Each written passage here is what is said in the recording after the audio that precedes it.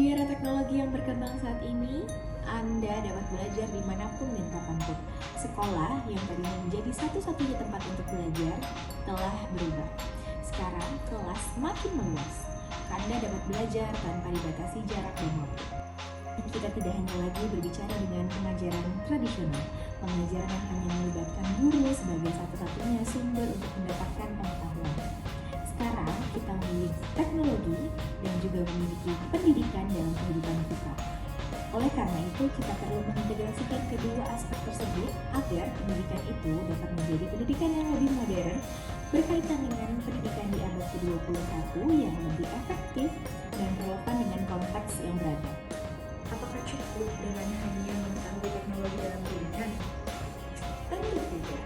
Dengan hal ini, Anda perlu mempelajari hal yang lebih mendasar, yaitu teori belajar dan konsep belajar. Seperti lihat gambar satu. Dengan mempelajari teori belajar dan konsep belajar, Anda dapat mengerti bagaimana siswa dapat berpikir, dan juga Anda dapat mengetahui strategi pembelajaran yang efektif untuk diterapkan dalam kelas Anda. Mengapa? Karena teori ini akan menjadikan informasi untuk Anda. Sementara jika Anda menerapkannya di kelas, itu akan menjadi proses transfer informasi yang dapat menjadikan pengetahuan untuk anak Anda. Sehingga murid-murid nanti dapat memahami bagaimana proses belajar itu dan mendukung proses pembelajaran siswa agar lebih efektif. Menarik bukan? Bagaimana penting bukan mempelajari teori belajar dan konsep mengajar? Nah, dengan bergabung dengan mata kuliah ini, Anda dapat mengetahui teori belajar yang merupakan metode yang menggambarkan bagaimana seseorang melakukan proses belajar. Ini tentunya penting sekali untuk peserta didik Anda di sekolah. Apakah hanya itu? Tentu tidak.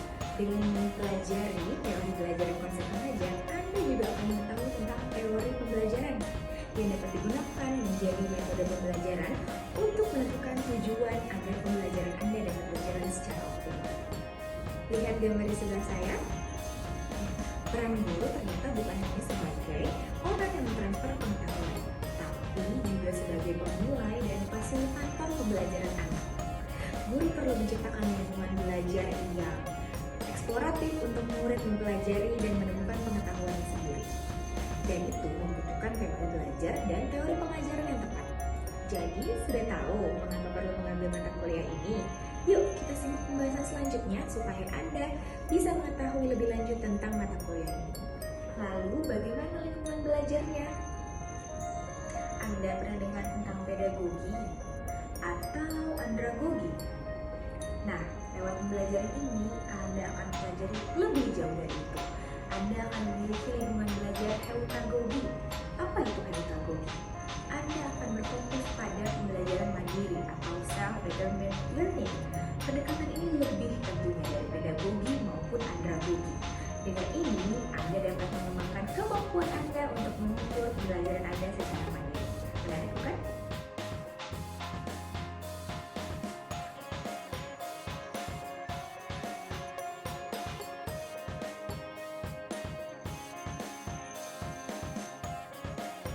Nah, saya akan spill salah satu teori yang akan dipelajari, yaitu teori behaviorisme.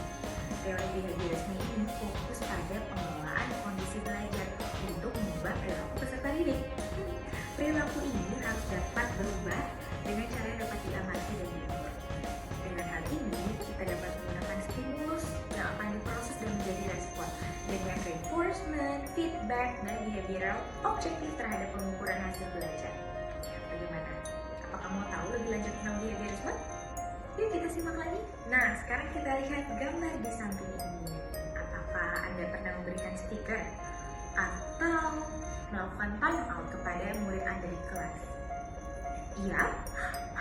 Berarti Anda telah menerapkan salah satu teori yang akan dipelajari dalam mata kuliah ini, yaitu teori behaviorisme.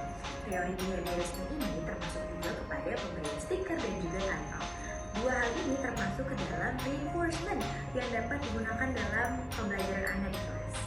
Oleh karena itu, Anda perlu mengambil mata kuliah ini agar Anda lebih banyak tahu tentang teori behaviorisme. Anda masih dalam video ini? Selamat! Anda mengetahui salah satu teori lainnya, yaitu teori Gestalt. teori Gestalt ini berarti teori keseluruhan. Anda, murid, dapat belajar dengan memahami hubungan antar elemen. Elemen-elemen ini tidak terpisah, melainkan menyeluruh. Itu tadi hanya sebagian cuplikan dari teori yang Anda akan pelajari jika Anda mengambil mata kuliah teori belajar dan konsep mengajar. Nah, jadi kenapa harus kuliah teknologi pendidikan dan mengambil mata kuliah teori belajar dan konsep mengajar? Di sini Anda tidak hanya mengetahui teori belajar dan bagaimana cara mengajar, tapi Anda juga dapat mengerti bagaimana mengintegrasikan teknologi itu ke dalam teori pembelajaran yang sesuai dan kontekstual dengan kondisi kelas Anda.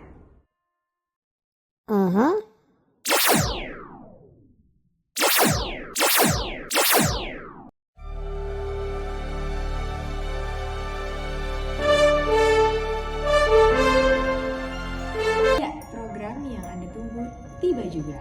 Di UPH, kami memiliki program pembelajaran hybrid. Jadi Anda dapat belajar tanpa perlu mengkhawatirkan batasan jarak dan waktu. Anda bisa belajar dimanapun dan kapanpun. Seperti sekarang ini, saya sedang belajar dengan teman-teman yang berada di luar kota bahkan luar pulau.